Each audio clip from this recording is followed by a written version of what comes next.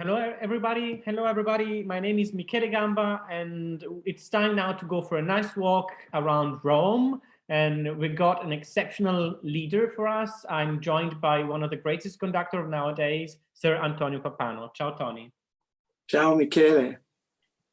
So, take us around this beautiful weather in Rome. Well, The Pines of Rome, written by Ottorino Respighi, were written in 1924, a very significant date because it's the year when Puccini died. We're between the wars. And I mentioned Puccini because the piece was premiered by our orchestra in December of 1924. And Puccini died in Brussels, as many of you will know, in November of 1924. His name will come up a little bit more as we go forward. The Pines of Rome are very much like the fountains of Rome, have to do with, yes, the pines, but in different situations, in different locations in Rome and at different times of the day. The first piece is the pines of the Villa Borghese. The Villa Borghese is a park, or shall I say an extended garden in Rome. And it is a very, very elegant and yet spacious and airy park. But I don't want to give you the wrong impression, because the piece is all about the children playing in this park and making one hell of a racket, screaming and playing at toy soldiers and insulting each other and running around. And it's a really, really fun piece of music.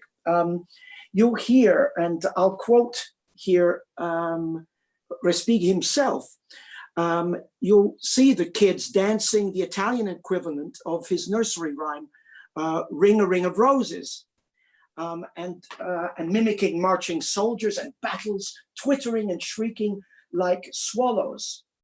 And this music is made up of many elements. First of all, the splash of energy that you feel, the sunshine that blinds you in this perfect day to be out playing is just incredible. And very importantly, extremely Roman. Now, what causes that splash? How did he create this splash? Well, remember last time I told you when we were talking about the fountains, I mentioned that Respighi had studied in St. Petersburg with Rimsky-Korsakov. And here we get very, very much this kind of style of extremely rich orchestration, but brilliant orchestration here. And you'll hear the laughing of the children immediately when I start to play for you. But I have to say, the name that is conjured up for me most of all is not Rimsky, but the young Stravinsky. And you'll understand what I mean. Now, we have a piano, we have the harp. The harp is glissandering from octave to octave. And the piano is, and the cellist is doing the same thing up in this octave, and the bells.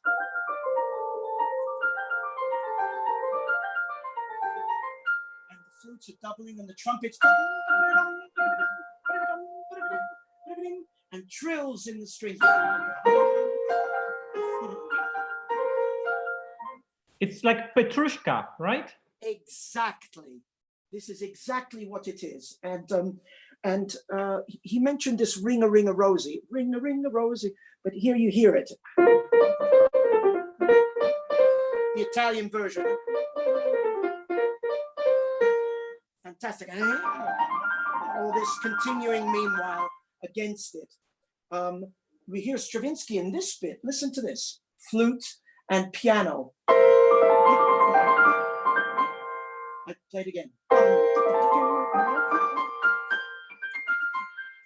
And this very, very mechanical toy soldiery kind of feeling is, well, it's very, very evocative, and it does evoke the laughter and the energy of children.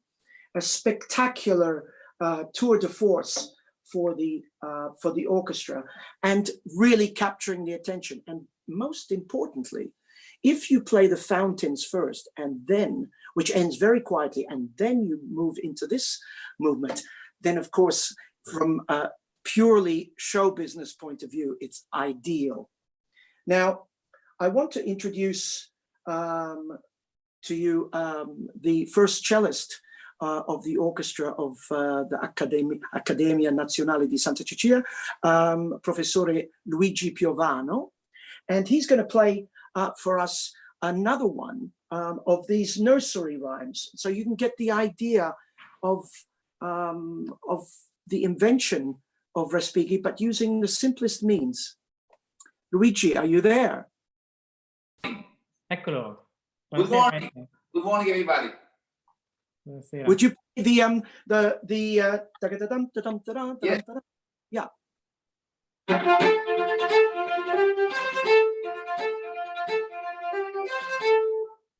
Fantastic. Now you can just imagine the kids going, and you get these really pungent dissonances from the horns and the brass. Listen to this.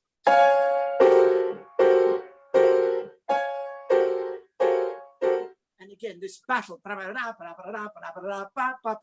and very, very rude, but full of high spirits. An amazing thing. We get music as back to Petrushka that you mentioned, Michele, before. To write something that is at once mechanical and on the other hand, incredibly entertaining. I think the Italian touch of Respighi, the somehow maintaining a fun and humorous and typically sunny scene here is really, I think, shouldn't be underestimated how difficult that actually is to achieve. And he does it absolutely brilliant. But as quick as that movement is over, and it builds up to an incredible frenzy, I would say even cacophony, noise, pure noise in music, and incredible speed and virtuosity, he brings us somewhere else to the pines near the catacombs. Now, he talks about the pines coming down low over the entrance to a catacomb where bodies would have been buried, but for hundreds and hundreds of years. He paints a picture of an empty countryside, maybe pines you can see in the distance, a solitary chapel, and an entrance into a cave. And he does this, again, very simply, but very tellingly, with a descending bass line. Listen.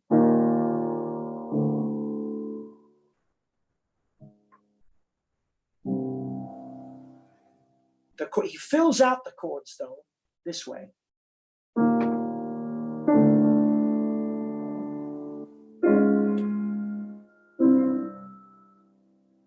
And he quotes from the 9th Mass, Cum Jubilo, a Kyrie.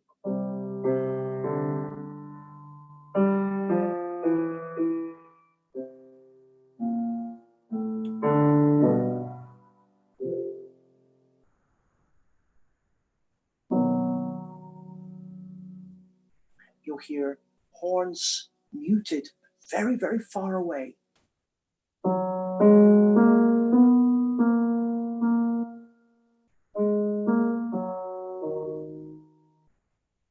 And this is the atmosphere. As you see, this abrupt change is, well, it's filmic, isn't it? Cinematographic at its best. And this element in the pieces will become more and more evident.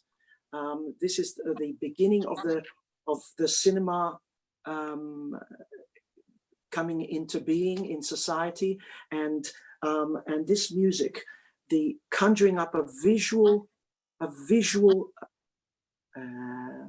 yes, a vision. That's the easiest word to use. Will be extremely influential now as we go forward in the history of music. This mood will be developed using these plain chant tunes.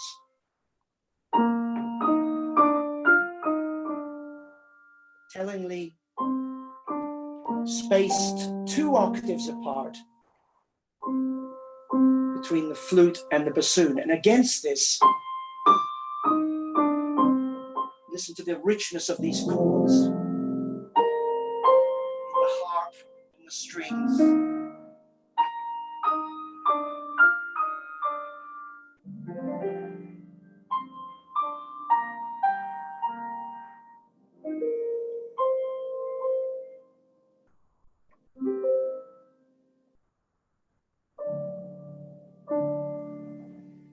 Already creating distance. And here we start with an effect that is, if it's done right, it's breathtaking. We have an offstage trumpet playing the Sanctus. And it's a very, very simple tune. And it's marked forte ma dolce ed espressivo, so loudly but sweetly and with expression.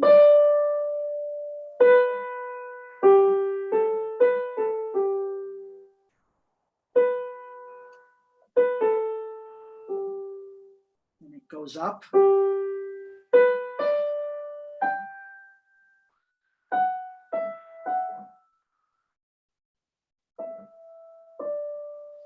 It's accompanied by very, very high strings, which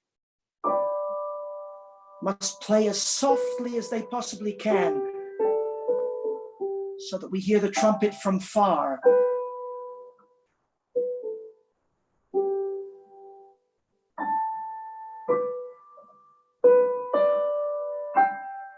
And here in a very touching Puccinian harmonies here. I would say almost an homage to Puccini. It's so beautiful. We will add the celeste, we will add the harp to that, little by little. And then, and Luigi, maybe you can help me here, we start to hear the murmuring of the monks. And you know, they pray, no. But if we can hear them play this.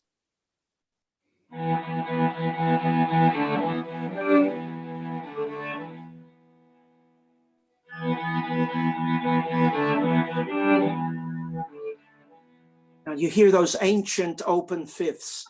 Thanks, Luigi. Usually that's divided between the 2 groups of celli, but Luigi's playing both of them for us at the same time. You hear that archaic sound, and Respighi, having written quite a lot of liturgical music in his career and interested in the music of the past, in Italian Renaissance, etc., and even from before, he captures that here. We'll hear trombones still playing the prayers that you heard at the beginning from the horns, and this will develop with overlapping melodies all the time, overlapping, and it becomes a huge tower of sound, conjuring up more than a little chapel, but a real cathedral of sound. It is made for the stereophonic age and making the orchestra sound just incredibly big and imposing. Remember Rome and even its countryside, there's an air of, there's power in the air. There just is. You know, Tony, this passage you were mentioning actually, strangely enough, reminds me of King Roger by Szymanowski, one of the first scenes where actually there is this holy atmosphere, a huge orchestration, and the color, which is actually so obscure and dark, and then it builds up into something, really phenomenal. I mean, somehow it reminds me even of Szymanowski. It's strange. Yeah. It's very interesting that you say that, because Szymanowski, the opera King Roger, is from the 20s also, and color, and Debussy has come before, and the experiments into a different kind of harmony while the Viennese school is going into dodecaphonicism, into 12-tone techniques, and things are much more intellectual. Here, the harmonies are being expanded using very much using the overtone series, and how chords can be built not in thirds but in fourths, in fifths, and it's wonderful, wonderfully rich time. As we go on, the music will disappear. There's a last utterance of the prayer.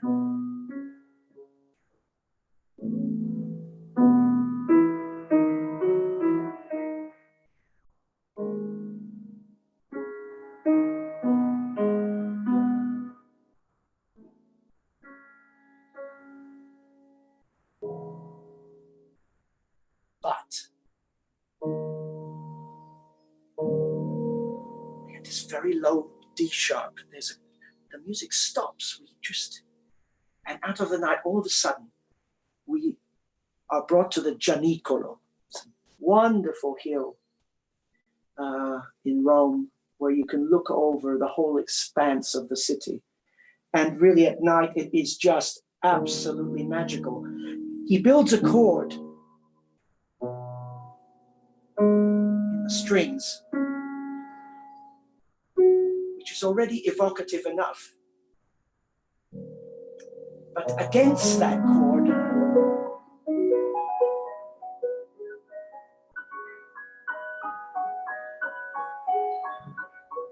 you have the piano. And the music hangs in the air, heavy with the perfume of night and with the pines surrounding you as you view over the city. And we hear this extraordinary solo. I'm going to introduce to you the first clarinetist of my orchestra in Rome, Professore Alessandro Carbonare. Hello, everybody. Downtown.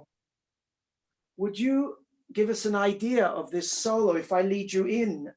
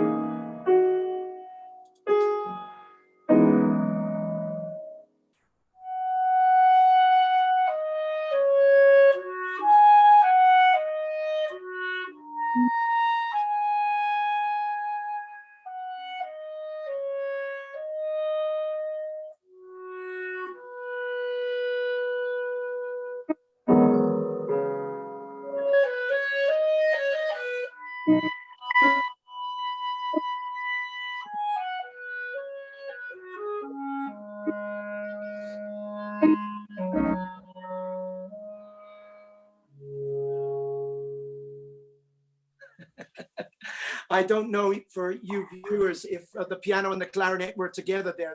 They say that there's often a lag, but anyway, it gives you the idea of the sensuous character of this moment.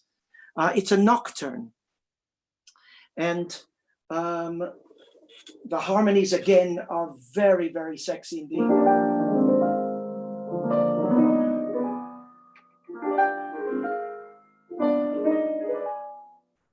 Kind of thing, and which leads to this.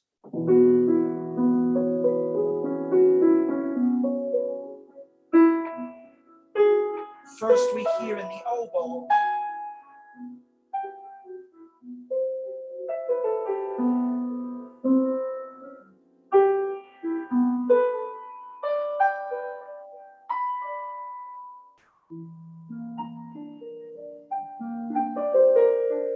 And this rising melody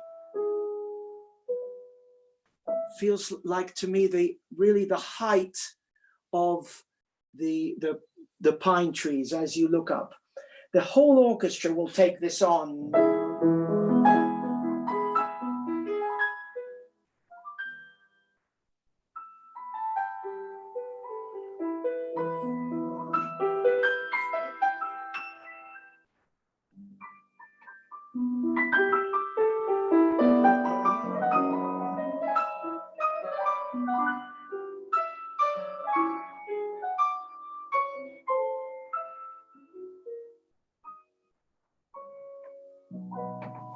And that will have been introduced. I mentioned first the oboe, and the cello will answer it very much, the pairing of the fountains earlier in the earlier set of pieces. Luigi, can we hear that little cello solo that you play, please?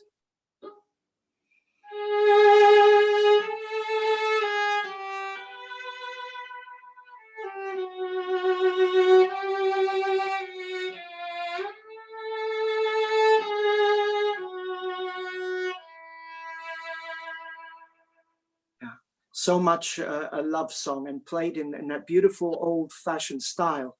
Remember, 1924, the orchestras would have been playing with quite a lot of what we call portamento, or gliding from one note to the other, very much how the singers, you know, that kind of gliding up or down. The portamento would have been extremely prevalent in those times, and it is right in this kind of music. You have to hear this piece to really get everything out of it, because of the evocative nature of all the filigree. I mentioned the kind of almost jazzy, yes, let's say it, harmonies that he uses throughout, and it is really intoxicating. He uses daubs of color.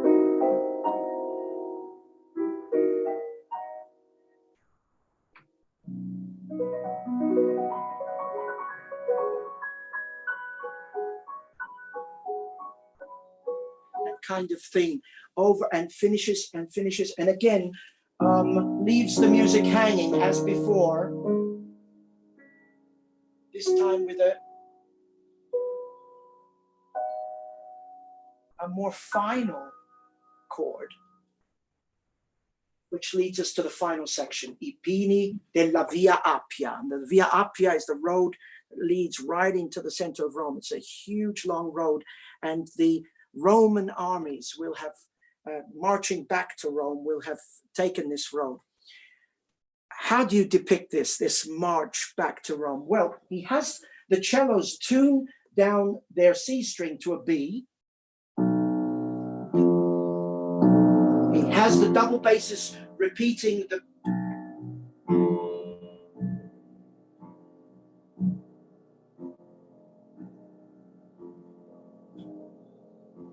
timpani and the piano.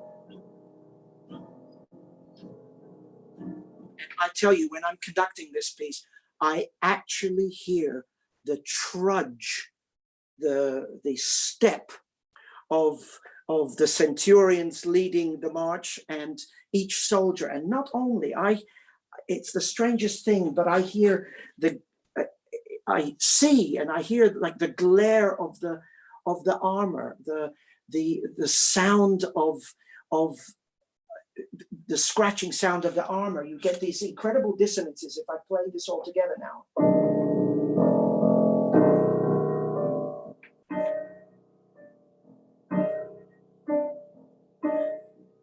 You have to imagine, you have to hear this music cinematographically. It's coming from afar and bringing us closer and closer and closer.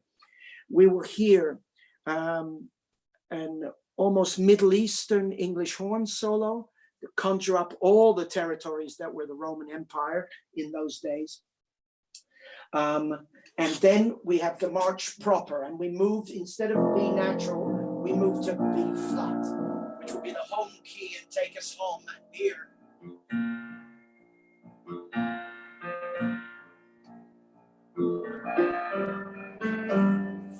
And that's the first time we will hear that tune, which will then be developed little by little. Starts in the bassoons and the low horns, and moves on. Now, one of the features of this music is distance, bigness. How does he create this? Well, he creates this by using some effects that are not on stage. What do I mean by this? Well, he uses 6 instruments called the bucine. These were kind of curled ancient trumpets that would make one hell of a noise, actually. Today, we tend to use the flugelhorns, sax horns, and or euphoniums to get this same effect. I place the 3 different bands, north, west, and east, and so when we hear these themes, that little fanfares, ba-da, this figure, ba-da, there's a victory kind of in that sound. Meanwhile, we have the trudge, boom, boom, boom, boom, boom. We have ba-bo, ba-bo, ba-bo, and we have the sounds of the offstage. Once from the right, another from the left, the center, and then all together. Now, I can't possibly conjure this up on the piano here for you, because it is so purely orchestral and so majestic and so celebratory of what was Roman history, that you just have to hear it to believe it. As a conductor, one has to be very, very careful to build it up, just so to build it up slowly, slowly, slowly, slowly, so that by the end you have the most incredible fortissimo, where everybody's playing as loudly as they can. But can you imagine the noise? All the brass, all the woodwinds, all the strings. We even have the organ, like we did in Fountains. We have all manner of percussion and these instruments blaring out, pa pa pa pa pa pa pa pa pa pa pa pa pa, boom, bang, bing, bang, bing, and yeah, it's Ben-Hur times 100 is what it is, and it's so satisfying, and I'm so proud that this piece and the Fountains were written for my orchestra, the orchestra of l'Accademia Nazionale di Santa Cecilia, because we tour these pieces a lot. We've brought them everywhere, and they're fascinating live, but they're also the perfect pieces for recording. So I hope you listen to our recording of these pieces. They conjure up a special time near the beginning of my relationship with the orchestra, and the discovery of these pieces and how this orchestra plays them, which has been just absolutely fantastic for me. And yes, please enjoy. Michele, do you have anything to ask me, or do you want, or my colleagues?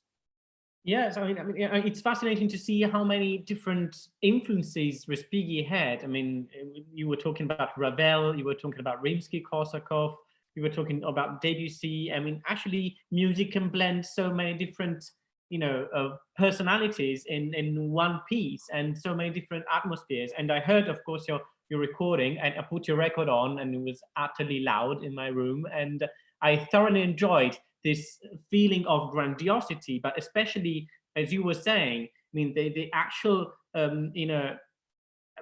need to dose the different stages of the energy. You can't just give it all right away. You just need to pace it up, very precisely. And that's fascinating. What I found really fascinating in the Santa Cecilia recording with you, that it really builds up little by little, and it really, gets you, and you get stuck on your chair and willing to hear more. Well, I really want to thank IDAGIO for giving us this opportunity to talk and to just introduce these pieces. I think they can play a little bit of the recording for us. Absolutely. They should.